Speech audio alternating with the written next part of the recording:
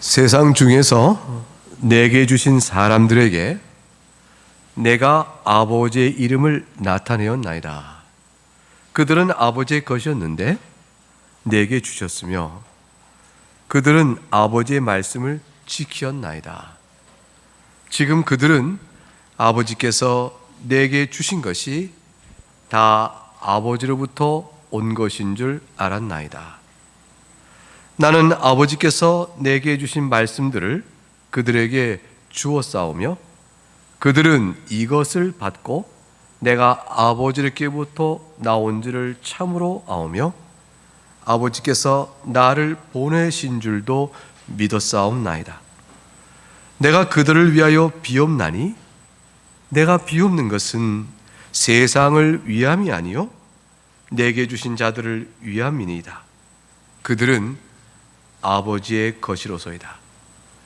내 것은 다 아버지의 것이요 아버지의 것은 내 것이온데 내가 그들로 말미암아 영광을 받았나이다. 하나님의 말씀입니다. 하나님께 감사합니다. 하나님께 예배하기 위하여 이 자리에 모이신 여러분들에게 그리스도의 은혜와 평강이 가득하기를 주의 이름으로 축복합니다. 예수님께서는 이제 죽음을 앞두시고 우리가 아는 바처럼 이렇게 기도하십니다. 근데 기도 내용은 단순히 예수님 이렇게 간구의 내용이 그치는 것이 아니고 우리는 기도 내용을 잘 보면서 세상이 알지 못하는 진리를 보게 됩니다. 그 놀라운 신비한 비밀들이 예수님의 기도문 속에 들어있어요.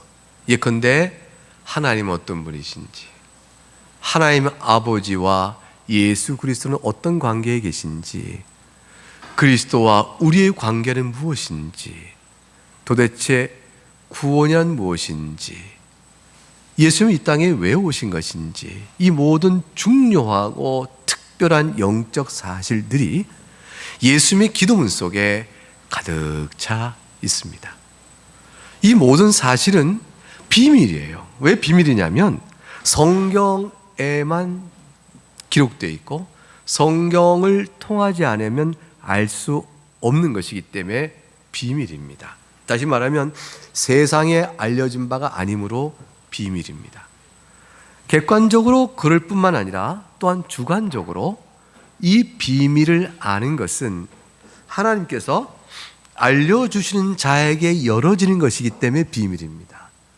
그래서 하나님께서 깨닫게 해주는 은혜를 베풀어 준 자가 아니면 도무지 깨닫지 못하니 그 은혜를 입어 깨닫는 자에게 있어서 이 놀라운 진리는 그렇지 못한 자에게서는 아무도 알 수 없는 비밀스러운 것이 되어집니다. 믿어야 알 수 있는 영적 사실입니다. 성령 하나님께서 내 마음에 깨우침을 준다는 것을 어떻게 우리가 알 수 있어요? 믿음을 통해서 압니다. 여러분, 그 마음 한번 바꾸는 것, 이게 굉장히 어렵죠. 내가 죄인이다. 나는 예수 그리스도 외에는 구원받을 길이 없다. 이 사실 한번 인정하고 주 앞에 엎드리는 게 왜 이렇게 어려울까? 이미 우리는 구원의 은혜에 와서 이게 너무 쉬워 보이고 너무 당연하고 그거를 이해하지 못하고 믿지 못하면 가슴이 아파요. 너무 답답해요. 세상에 이렇게 답답한 사람이 있나? 이 미련한 사람아 이렇게 싶은데, 근데 그분들 입장에서는요, 세상에 이해가 안 가고 답답한 게 복음의 은혜예요. 마음에 자기 죄를 보는 눈이 없어서 그런 것이. 그저 몇 가지 잘못했다, 그런 거 인정하는 것이지 본성상 부패하여 영원한 하나님의 공의와 거룩 앞에 죄인 됐다는 사실을 아는 데까지 나오질 못해요. 이것 때문에 그렇습니다. 그것을 받은 자만 눈이 떠지고 진리의 말씀이 분별되어지니 주께서 오늘 기도문에 보이신 많은 내용들, 성경을 통해 우리가 아는 많은 영적 사실들은 다 진리이지만 객관적으로 다 드러내고 있지만 아는 자들에게는 만 열려져 있는 비밀입니다. 그리고 오직 성경에만 들어있는 비밀이죠. 오늘 우리가 읽었던 본문을 통해서 그 비밀들의 몇 가지 사실을 짚어봅니다. 첫째 하나는 예수 그리스도께서는 하나님께로부터 받은 것이 있어요. 이게 중요한 신비로운 사실이죠. 자, 예수 그리스도께서 하나님께로부터 받은 것이 있습니다. 첫째 6절을 볼까요? 세상 중에서 내게 주신 사람들에게 내가 아버지의 이름을 나타내었으니 그들은 아버지의 것을 내게 주셨으며 그들은 아버지의 말씀을 지키셨나이다. 첫 번째, 예수님께서 아버지께서 받은 것이 있다는 영적 사실을 우리에게 말합니다. 첫째, 그가 어디 나타나죠? 6절 처음에 내게 주신 사람들, 예수님께서는 받은 게 있네. 근데 더 풀어줍니다. 더 풀어 설명합니다. 6절 하반절에 아버지 것이었다. 그런데 내게 주신 것이다. 이 놀라운 사실이 지금 이 간단한 말 속에 담겨져 있습니다. 이것은 바로 우리에 대해 설명하고 있는 것이에요. 여러분, 우리는 어떤 사람들이에요? 어떤 존재입니까? 본래 아버지 것이었어요. 근데 그리스도에게 주신된 자가 되어졌어요. 본래 아버지의 것 된 것은 아버지의 영원한 선택이 우리에게 있었다. 우리는 하나님의 영원한 작정에 따른 선택을 받은 자들이라는 사실이에요. 이게 우리가 아버지 것이다 라는 뜻이에요. 하나님의 아버지는 이 세상에 있는 모든 사람을 자기 소유로 삼지 않았어요. 하나님께서는 이 세상에 있는 모든 아담 위에 출생한 모든 사람을 다 내 것이라 부르지 않으셨어요. 하나님께서는 영원전에 선택하신 자들이 있어요. 그 선택한 자들을 아버지 것이라 삼으셨어요. 우리는 선택받은 자들이에요. 택함을 받은 자들입니다. 그래서 우리는 본래 창세 전에 이미 아버지의 영혼 안에서 하나님의 자녀로 선택을 받은 자들입니다. 여러분, 이게 신비로운 비밀 아니겠어요? 이거 어떻게 믿어요? 이 비밀을, 이 놀랍고 감격스러운 비밀을. 이것은 뭘 의미하냐면 하나님이 세상을 만들기 전에 영원한 선택을 했다는 것은 세상살이 때문에 어떤 세상살이가 어떻게 돼도 영원한 작정은 바뀌지 않으므로 우리의 선택은 취소되지 않는다는 거예요. 여러분의 인생이 어떤 인생살을 살더라도 여러분을 향한 하나님의 선택은 취소되지 않습니다. 그러면 취소되지 않는 선택은 어떻게 드러날까요? 예수 그리스도를 반드시 믿게 됩니다. 하나님 선택한 백성이 그가 정상적이고 통상적인 인생살을 하고 있는 한 예수의 말씀을 듣고 고백할 수 있는 통상적인 활동을 할 수 있는 사람이라면 반드시 믿음 안에 고백하고 죄를 회개하며 하나님을 찬양하는 길로 나오게 되어 있습니다. 나면서부터 영아 때 사망한 사람, 어떤 정신적인 지체나 질병으로 인해서 복음을 듣고 보통의 사람들의 반응과는 달리 특별한 상황에 놓인 분들은 그러지는 않겠죠. 그런 분들은 하나님의 선택에 의하여 그는 우리처럼 믿음을 고백하는 이러한 일이 없이 구원을 받겠죠. 하나님의 선택은 그런 자에게도 미쳐집니다. 하나님의 선택은 하나님의 복음을 듣고 말할 수 없는 질병이나 특수 상황이 있는 사람들에게도 미쳐져요. 하나님의 선택이 그런 자는 구원에 이르십니다. 그래서 통상적인 모든 사람들은 반드시 듣고 믿음을 고백하는 구원받게 하셨어요. 이 일이 있게 되는 것이에요. 그러므로 여러분 가운데 나타난 사실 생각해 보세요. 여러분이 예수를 믿고 있잖아요. 여러분이 예수 믿는 모든 일들은 하나님의 영원한 작정에 여러분 인생 속에 드러난 실현이지 그게 실행된 것이에요. 그러니까 여러분의 믿음의 이상은 내가 지금 믿는 이 사실은 하나님의 뜻의 실행이 내게 이루어지고 있는 것이에요. 이 놀라운 사실을 마음에 잘 두어야 돼요. 그런데 주님께서 말씀하신 아버지 것인데 내게 주셨다 그랬어요. 여러분은 아버지의 것이지만 동시에 그리스도의 것입니다. 여러분이 그 사랑하는 예수님의 것이에요. 예수님을 꼭 붙들고 있는 여러분 믿음 때문에 예수님을 여러분이 영접하고 예수님 여러분을 품에 안고 여러분이 예수님을 받아들였잖아요. 근데 여러분이 예수님을 받아들였지만 실상은 예수님이 여러분을 품고 계신 것을 비로소 깨달은 것뿐이에요. 여러분이 예수님을 믿음으로 붙들므로 여러분이 예수 안에 있다는 사실 여러분은 깨닫게 되어져요. 그럼 여러분 믿지 않아도 예수님 안에 있고 영원한 구원을 받는 일이 있을까요? 하나님 선택받은 사람인데 하나님께서는 넉넉히 그렇게 하실 수도 있겠죠. 그런데 말씀하시기를 믿는 자에게 의롭다 하시고 구원을 주시겠다고 하나님이 영원한 작정을 실행하는 방법을 정해놓으셨어요. 따라서 이 방식에 정하신 것 때문에 믿지 않고도 하나님 선택받아서 구원받았어라고 말할 수가 없게 되었어요. 그래서 정상적인 통상적인 사람은 복음을 듣고 죄를 깨달아 주 앞에 나와 은혜의 구원을 내가 믿습니다라고 믿는 자에게 하나님의 영원한 작정이 실행되어지는 것이에요. 그래서 하나님의 영원한 작정의 실행의 방식이 믿음으로 듣고 믿음으로 정해졌기 때문에 믿지 않아도 된다, 믿지 않아도 그리스도 안에 있으니까 됐어, 이렇게 말할 수가 없습니다. 그러므로 여러분이 하나님의 자녀되는 것은 여러분 믿을 때의 자녀가 되어집니다.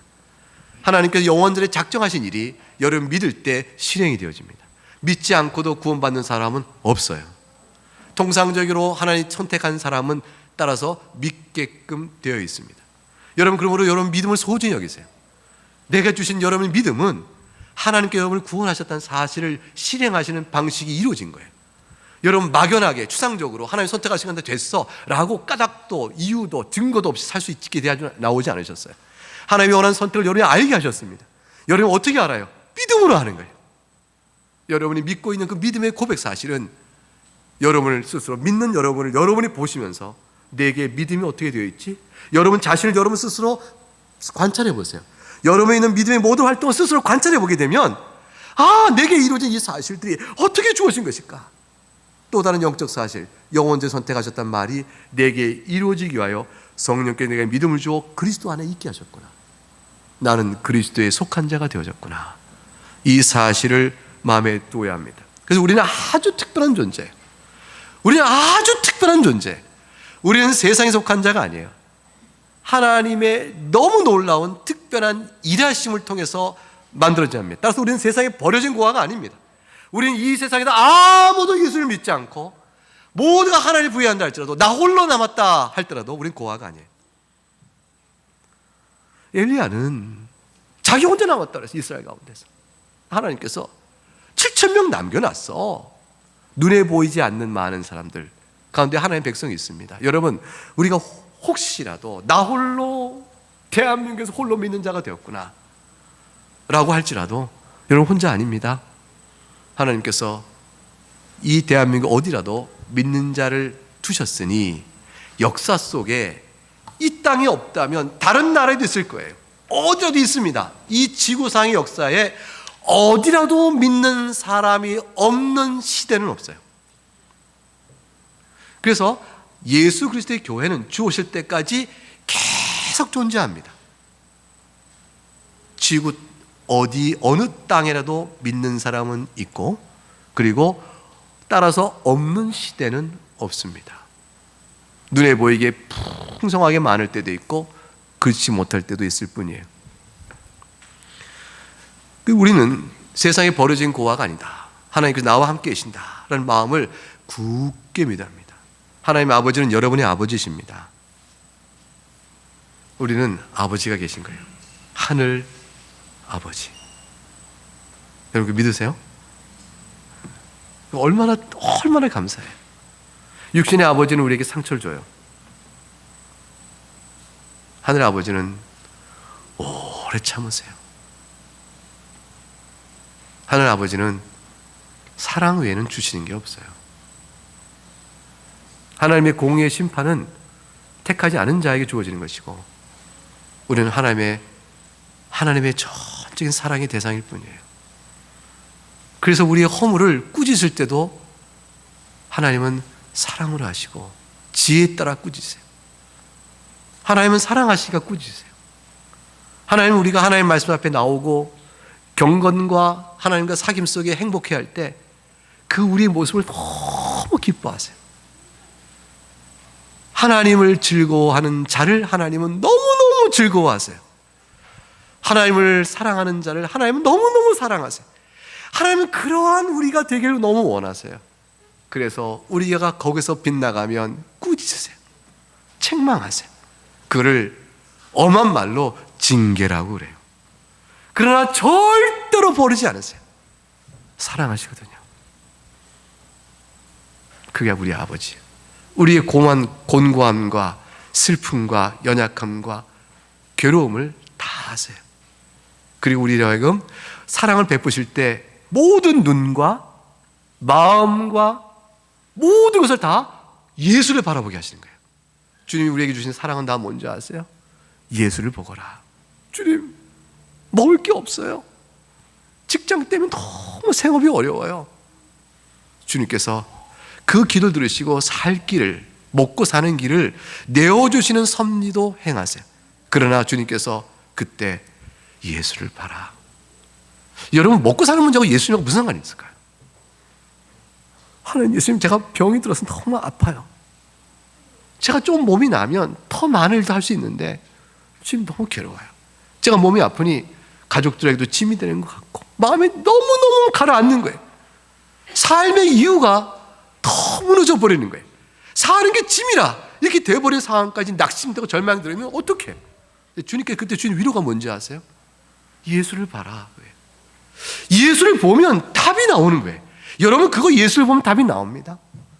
어떤 상황이든지 예수 안에 주는 답이 어떻게 찾아질까요? 인생은 낙이 아니요 소망이 아니구나. 내가 이 인생 속에도 주께서 베푸신 은혜로 인한 낙원이 있고 하는 나라가 있으니 내가 이 상황에도 주를 찬송하는 가운데 힘을 얻어야겠다. 그 주님을 찬송해 보세요. 그 주님을 찬송하고 자꾸 하나님께 감사를 내려보면 예수 안에 주는 놀라운 평강이 그게 내려지기 시작해요. 이거는 모든 일들은 다 주님을 보게 해요. 우리의 죄성을 보게 합니다. 인생의 연약함을 보게 합니다. 하나님의 오래 참으심을 보게 합니다. 그리고 하나님의 사랑을 보게 합니다. 예수 안에 베풀어진 모든 것들을 보게 하신단 말이에요. 우리 인생의 크고 작은 가나다라 마바사 A부터 Z까지 어느 것이든 겪는 모든 일은 다 예수를 가르치기 위하여 하나님이 이끌어 가시는 거예요. 그것이 우리에게 유일한 소망이요 자랑이요 기쁨이 되기 때문이고 그 안에서 하나님 우리에게 영광을 받으시기 때문에 그런 것입니다. 여러분 갖고 있는 문제가 뭐가 있어요? 어떤 문제든 그거 내놓고 예수를 바라보세요. 여러분은 괴로움과 곤고함 속에서 또다시 견뎌나갈 새로운 희망도 볼 수가 있습니다. 세상 사람들이 아는 게 있잖아요. 이래도 한 세상 저래도 한 세상이잖아요. 근데 모르는 게 있어요. 예수를 모르는 거죠. 예수 믿는 사람은 이래도 한 세상 저래도 한 세상이라는 게 다 모르는 거죠. 이래도 예수 저래도 예수예요. 이래도 예수 저래도 예수예요. 그게 우리의 신앙이에요. 우리의 인생이에요. 이게 믿음 따라 살다가 믿음으로 죽는 사람의 인생인 겁니다. 그러니 자랑할 게 예수밖에 없죠. 우리를 위해서 자기 생명을 내어주신 분, 우리를 위해서 하나님 아버지 곁에서 지금 우리 편이 되어주시는 분, 천만 번이고 우리 편만 되어주시는 분, 그건 예수님이세요. 그냥 하늘 보좌 아버지 옆에 같이 계시며 중보하고 계신데 간청하여 아버지 마음을 달래서 받으신 중보자가 아니라 중보자의 공로로 인하여 당당하게 우리를 위하시는 기도와의 응답을 요구하시는 정의에 따라 요구하시는 그의 공로를 갖고 요구하시는 그런 중보자가 우리 중보자예요. 그 중보자를 보내신 분이 하나님 아버지세요. 그리고 우리가 하늘에 계신 아버지가 얼마나 감사하고 우리를 사랑하시는지, 얼마나 우리가 아버지께 속하고 그리스도께 속한 것이 기쁘고 감사한지, 이보다 더 말할 다른 것은 없습니다. 뭐가 바쁘게 뭐하고 바꾸겠어요. 두 번째로 예수님께서 아버지부터 받으신 것, 그것이 있어요. 그게 8절 가보면 첫 문장이 나오는데 8절 첫 문장 8절 한번 읽어볼까요? 시작. 나는 아버지께서 내게 주신 말씀들을 그들에게 주어 싸우며 그들은 이것을 받고 내가 아버지께부터 나온 줄을 참으로 아오며 아버지께서 나를 보내시는 줄도 믿어 싸움나이다. 첫 번째는 뭐냐면 아버지께서 내게 주신 말씀이다 그랬어요. 예수 그리스도께서는 말씀을 아버지께로 받으셨어요. 그래서 그 말씀을 나타내 보이시니 우리에게 말씀, 그럼 그리스도죠. 아버지의 생각과 계획과 모든 것을 예수님이 받으시고 예수님이 그걸 우리에게 나타내 보이시니 예수님은 우리에게 말씀이세요. 예수님이 말씀이라는 것은 여러분 기억하시죠? 요한복음 1장 1절이 어떻게 기록되어 있어요? 요한복음 1장 1절 태초에 말씀이 계시니라. 이 말씀이 하나님과 함께 계셨으니 이 말씀은 곧 뭐라고 되어 있죠? 하나님이시다. 이 말씀은 아버지 하나님과 구별되시는 성자 하나님이세요. 근데 다 같이 하나님이세요. 완전함과 그의 신성의 무한하심과 영원하심이 다 똑같으셔서 아버지의 뜻이 성자 하나님의 뜻이에요. 그런데 성자 하나님이 사람이 되셔서 우리에게 아버지 뜻을 나타내 보이세요. 그 성자 하나님은 우리에게 말씀으로 제2격 되신 성자 하나님을 요한복음은 설명하고 있는 것이죠. 요한복음 4장 34절에 그래서 이제 주님께 이렇게 말씀하셨어요. 나의 양식은 나를 보내신 이의 뜻을 행하며 그의 일을 온전히 이루는 것이다. 주님의 양식, 주님이 하시는 일, 주님이 하시는 일적인 가르침과 이적과 모든 고난의 사역과 영광을 취하는 모든 일인데 그게 다 아버지 뜻을 나타내 보이시니 결국 주님이 곧 말씀을 받아 우리에게 전하신 것과 똑같은 것이죠. 그래서 요한복음 14장 말씀에 6절에 가장 그 유명한 말씀이 나오죠. 예수께 이르시되 내가 곧 뭐예요? 길이요 진리요 생명이니 나로 말미암지 않고는 아버지께로 올 자가 없다. 그분만이 아버지를 알리는 말씀이신 겁니다. 이 말씀이 주님은 지금 승천에 계시니까 어디에 있어요? 그 말씀이 승천에 계시니 지금 어디에 있어요? 더 이상 듣지 못하고 뵙지 못하는데 우리에게 말씀이 사라졌나요? 그 말씀이 기록되어 성경에 있다는 거예요. 이 성경에 기록된 이 말씀은 예수님에 관하여 모든 예언과 이루어진 사실에 관하여 다시 오실 일과 관하여 모든 걸 기록해 놨으니 사실 예수님 생전에 눈으로 뵀던 것보다 더 많은 것을 알아요. 3년 동안 예수님 따라다니며 배운 것보다 성경을 통해 알고 있는 우리는 예수님에 대하여 몇 갑절 몇백 절 더 잘 알 수 있게 되어졌어요. 말씀이 여기 있습니다. 성경은 기록된 말씀입니다. 하나님의 말씀입니다. 따라서 기록된 하나님의 말씀을 들어 설교하여 기록된 뜻이 정직하고 바르게 전달되어지면 여러분은 지금 살아계신 하나님의 음성을 듣고 계신 것입니다. 인간 목사 김병훈의 말이 아니고 기록된 말씀의 뜻을 들어서 정직하게 그것이 풀어져 여러분의 귀천에 들릴 때 하나님께서는 지금 직접 사용하여 말씀하고 계신 것이에요. 따라서 모든 설교를 들으실 때 그것이 과연 말씀에 합당하다라고 되어지면 하나님이 내려주신 말씀으로 받으셔야 돼요.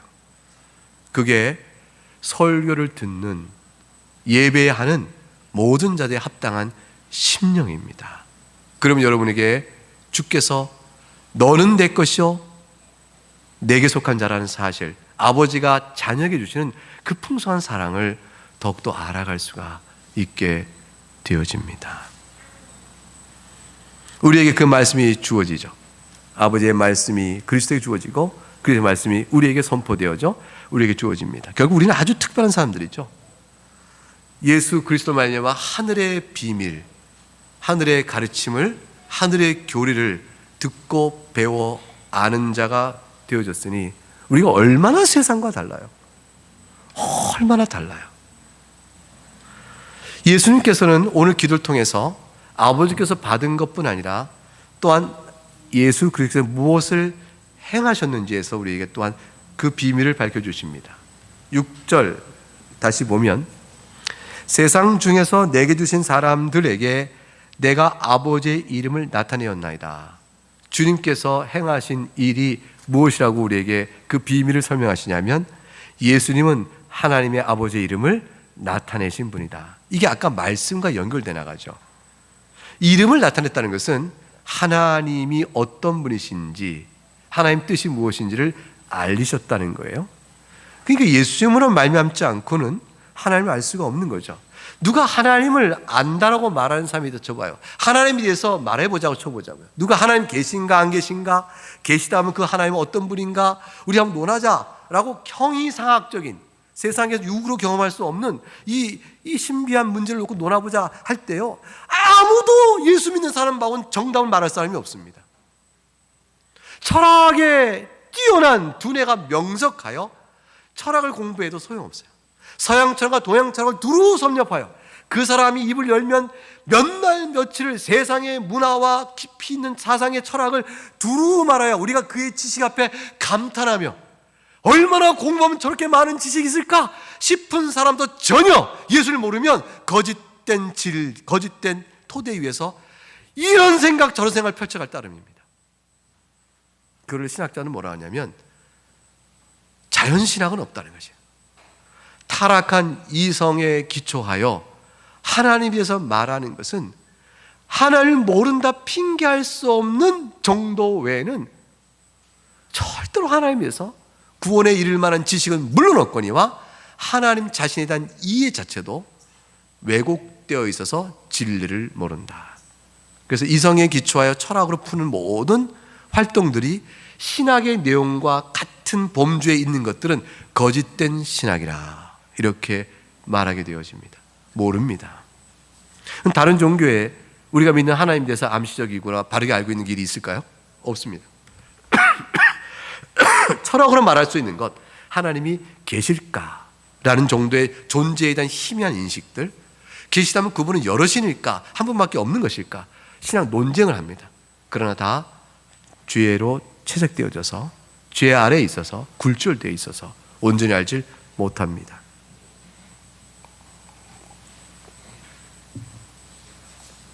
누가 할 수 있어요? 예수를 아는 여러분들이 할 수 있습니다. 여러분이 하나님에 대해서 설명하는 그것은 세상에 어떤 지식을 많이 가진 자보다 정확하게 하나님을 설명할 수가 있습니다. 하나님 아버지는 본래 아버지 것이며 예수의 것이 되어진 교회를 향하여 나타내 보이셨기 때문입니다. 그래서 여러분이 얼마나 특별하냐면 하나님께서 천지를 만드신 하나님께서 자신을 나타내고자 하신 대상이에요. 나를 좀 알아라. 내가 너희를 사랑한다. 그거를 알려주고 그 사랑을 받고 싶어서 사랑을 주고 사랑 가운데 초청하시는 하나님의 대상이 바로 여러분들입니다. 교회는 예수님께 대하여 어떻게 반응을 합니까? 오늘 예수님의 기도 속에서 그 내용이 나와요. 첫 번째 6절 마지막 절을 보게 되면 그들은 아버지의 말씀을 지켰나이다 이렇게 되어 있어요. 교회는 예수 그리스도의 말씀을 사랑합니다. 그 말씀을 지킵니다.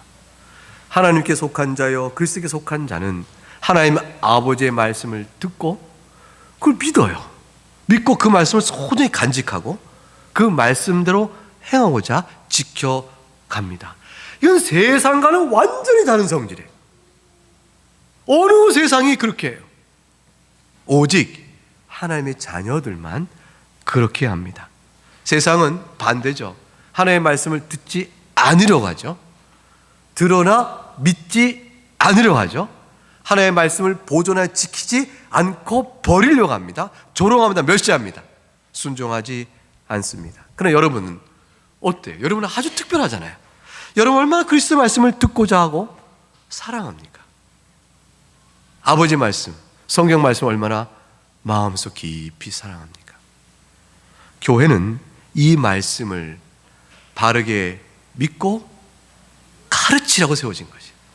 이 말씀을 가르쳐서 여러분에게 믿음을 전하고 여러분 믿고 또한 전하고 여러분 또한 믿고 전하고 여러분 전한 대로 믿고 전하고 또 듣고 믿고 전하고 또 듣고 믿고 전하여 주 오실 때까지 하나님 택하신 백성들이 다 구원에 이르도록 이끄실 교회를 세우신 것이죠. 교회가 교회에 이르면 딱 한 가지 조건 하나 보면 돼요. 그 뭐냐면 하나님의 말씀을 가르치느냐. 하나님의 말씀을 가르치라고 세워진 기관이기 때문에 그 목사가 하나님의 말씀을 가르치느냐, 그간으로 교회가 교회됨의 성격과 본질을 결정하게 됩니다. 얼마만큼 잘 많이 풍성히 가르치느냐는 정도의 차이가 있겠죠. 그러나 최소한의 기준선은 교회가 성경에 나와 있는 표준적인 진리를 잘 가르치는가, 그것이 교회임을 결정하는 마지막 기준이 되어집니다. 주님께서 명하신 것이기 때문에 그렇죠. 둘째는 교회는 말씀을 잘 전해 듣고 들으면서 그냥 믿음을 고백하죠. 어떤 믿음을 고백하는지 오늘 보게 되면 7절에 나와 있어요. 7절을 같이 읽어보죠. 시작. 지금 그들은 아버지께서 내게 주신 것이 다 아버지께로부터 온 것인 줄 알았나이다 되어 있어요. 그러니까 예수님께서 아버지께로부터 오신 분이다 라는 것을 다 알게 되어집니다. 예수님께서 가르친 일을 잘 듣고 배우면서 또 예수님께서 행하신 일을 잘 들어보면서 이거는 하나님께서부터 온 거구나, 이 사실을 인정해요. 예수님께서 십자가의 고난을 당해도 아버지께서 행하신 줄 우리가 알게 됩니다. 예수님은 세상은 십자가에 죽은 자가 무슨 메시아냐 손가락질하겠지만, 예수님을 믿는 우리는 예수의 십자가의 죽음이 아버지 뜻을 이루신 것이요, 이것이 바로 우리의 구원을 위한 것이라는 사실을 바로 압니다. 교회는 이것을 믿지요. 그래서 교회는 예수를 향하여 믿음을 고백한 신비로운 일을 고백하고, 8절에 그것이 바로 예수님 자신이 하나님께서 보내신 자임을 참으로 믿습니다. 이거는 예수님의 존재됨이에요. 8절에 나는 아버지께 내게 주신 말씀들을 그들에게 주었사오며 내가 준 말씀을 저들이 듣고 참으로 믿었어요. 참으로 믿어서 아버지께서 나를 보내신 줄 믿었사오며. 이게 예수님이 하나님이신데 사람 오시는 사실을 믿는 자가 되어진 것입니다. 논리적 흐름의 단계는 단순해요. 첫째는 그리스도께서 하나님의 아버지의 말씀을 우리에게 알려주시고, 교회는 그리스도께 전하신 하나님의 말씀을 받고 영접하고 믿고 전하며, 전하신 그리스도의 말씀을 통해서 예수님께 하나님께 오신 자임을 믿게 됩니다. 그러므로 예수는 하나님 아버지께서 보내신 자요 살아계신 하나님의 아들입니다 고백하게 되옵니다. 이것이 얼마나 복된 일인지 몰라요. 여러분, 예수님이 살아계신 하나님의 아들이심을 믿으시죠? 예수님께 성자 하나님이심을 믿으시죠? 이게 얼마나 복되냐면요, 예수님께서 마태복음 16장 16, 17절에 이렇게 얘기하셨어요. 시몬 베드로가 대답하여 이르되 저는 그리스도 살아계신 하나님의 아들입니다라고 말하자 예수께서 대답하여 이르시되 뭐라고 말씀하십니까? 바요나 시몬아, 네가 복이 있도다 하셨어요. 여러분, 여러분에게 모두 주님이 말씀하세요. 여러분의 신앙 고백을 주님께 드리시고 네가 복이 있도다. 그리고 말씀하세요. 그거를 알게 하신 이가 어떻게 돼요? 혈육, 사람이 아니라 하늘에 계신 내 아버지께서 내게 알게 해주셨다. 여러분이 갖고 있는 모든 신앙은 하나님께서 알려주신 것이에요. 성령께서 열어주신 것입니다. 그러니 마태복음 11장 27절에 주님께서 뭐라고 말씀하세요? 내 아버지께서 모든 것을 내게 주셨으니 아버지 외에는 아들을 아는 자가 없고 아들과 또 아들의 소원대로 계시를 받은 자 외에는 아버지를 아는 자가 없느니라. 요한일서 4장 2절과 3절에 이로써 너희가 하나님의 영을 알지니 그 예수 그리스도께서 육체로 오신 것을 시인한 영마다 하나님께 속한 것이요 예수를 시인하지 아니하는 영마다 하나님께 속한 것이 아니니 이는 곧 적그리스도의 영이니라. 오리라는 말을 너희가 들었거니와 지금 벌써 세상에 있느니라. 여러분, 하나님의 영을 알지니 예수 그리스도께서 육체로 오신 것을 시인한 영마다 하나님께 속한 것이라. 여러분 신앙이잖아요. 얼마나 복된 것입니까? 이런 자에게 주시는 교회가 여러분이 누리는 놀라운 은혜가 있는데 그것이 바로 예수 그리스도의 중보입니다. 그게 9절이에요. 9절 말씀 같이 읽어보죠. 시작. 내가 그들을 위하여 비옵나니 내가 비옵는 것은 세상을 위함이 아니요 내게 주신 자들을 위함이니이다. 그들은 아버지의 것이로소이다. 그리스도께서는 우리를 위하여 기도하십니다. 기도하는 대상은, 중보하시는 대상은 아버지께 선택하여 그리스도께 주신 자만을 위하여 그렇게 하십니다. 주님께서는 물론 누가복음 23장 34절에 나와 있는 24절에 나오는 대로 예수께서 이르시되 아버지 저들을 사하여 주시옵소서 저들이 무엇을 하는지 하는 것을 알지 못합니다 라고 말씀하셨어요. 모든 죄인들을 다 포괄하여 보편적으로 말씀하셨죠. 그러나 보편적으로 말씀하셨지만 실제로 기도의 효력은 선택자에게 하면 주어집니다. 그리고 하나님께서 마지막 날 선택지 않은 자를 향한 심판은 주의 뜻에 맡겨진 것이에요. 그러면 우리들에게서는 보편적으로 모든 사람에게 예수를 믿으시오, 예수 믿는 자는 구원을 받습니다 라고 모두에게 청하여 외치지만, 복음을 제안하지만 듣고 믿는 자는 아버지가 택하신 자만 듣고 나올 것인지 우리가 아는 거예요. 주님께서는 그리하여 이제 하나님 마지막 심판 때에 양으로 보호자의 우편에서 구원받을 자와 그렇지 못할 자를 선명히 보시면서 지금 내 기도는 택한 자, 아버지께 내게 주신 자를 위하여 기도하는 것입니다 라고 말씀하고 있는 것이죠. 여러분을 위하여 예수님이 기도하고 계세요.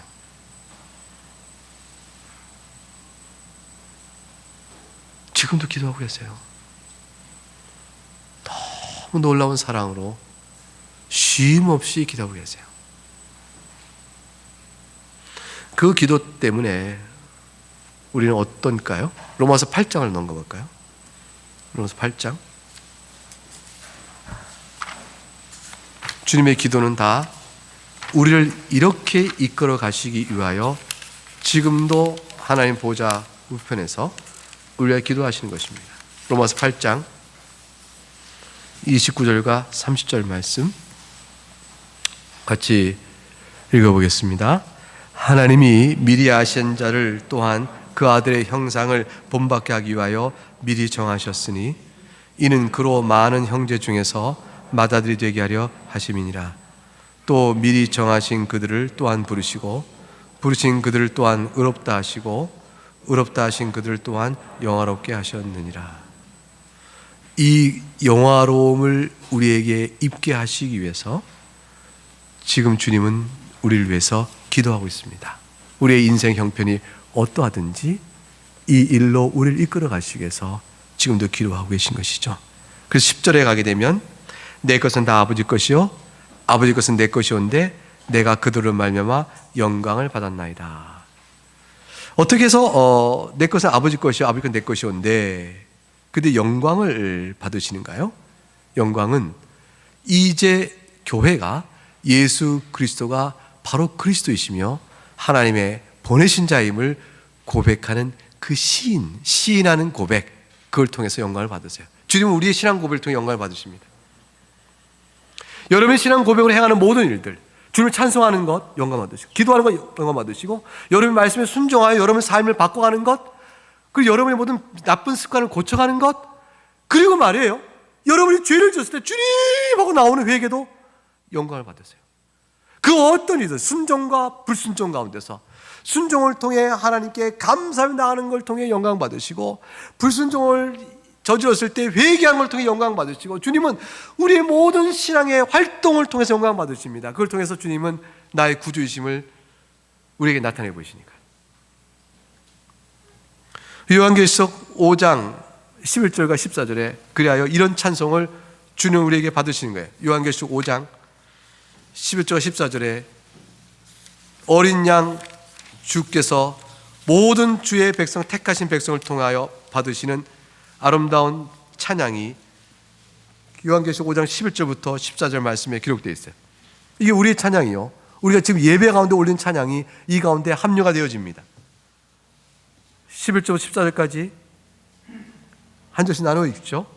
내가 또 보고 들음에 부자와 생물들과 장로들을 둘러싼 많은 천사의 음성이 있으니 그 수가 만만여 천천이라.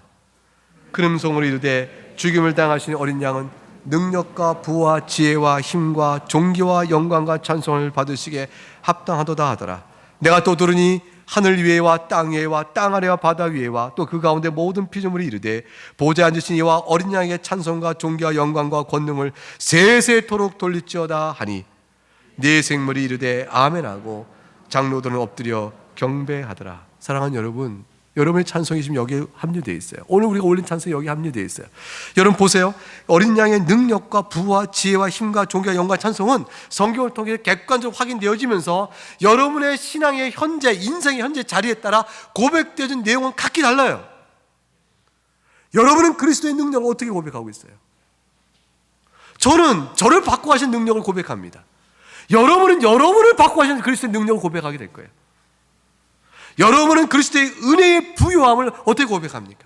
저는 제가 주님 앞에 엎드릴 때 주님이 나에게 드려진 그 은혜의 부요함을 내 신앙 안에서 확인해 가는 게 있어요. 여러분도 여러분 개개인의 신앙이 있다 확인하는 게 있죠. 주관적으로 확인한 모든 것은 우리의 찬송의 소재가 될 것입니다. 동시에 그 모든 것들은 기반이 되고 있는 객관적 그리스도의 사역을 통해서 물론 확인이 되어 가죠. 같은 찬송이나 각각이 드리는 찬송에서 내용은 그렇게 아름답게 온 사람이 만입이 각각 다르게 찬송할지라도 한 가지 모아지는 것이죠.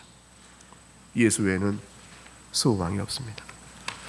이 세상 가장 모든 걸 가지고 살다가 죽은 사람이 이 세상에 가장 없는 상태로 살다가 죽은 사람을 만나요. 당신도 예수 믿어? 아 그럼요. 당신은 근데 뭘로 주를 찬양해? 아무것도 가진 게 없는데 그 사람의 찬양이 모든 가진 사람의 찬양보다 더 아름다울 수가 있습니다. 왜 그럴까요? 사람은 말이에요, 가진 게 있으면 가진 걸 두고 찬양해요. 예수를 목적으로 찬양하지 않고. 그럴 때가 참 많아요. 아무도 없는 사람은 예수님이 목적이에요. 그래서 하나님께서는 우리 인생 모든 형편과 상황을 두고 자꾸 예수를 보게 하시는 것이에요. 네가 가지고 있는 것 말고 예수, 결핍이냐 고통이냐, 그래서 예수를 바라보라. 그래서 마지막 성경 한 구절 읽고 설교를 마치겠습니다. 결론 부분입니다. 로마서 8장을 다시 돌아가 봅니다.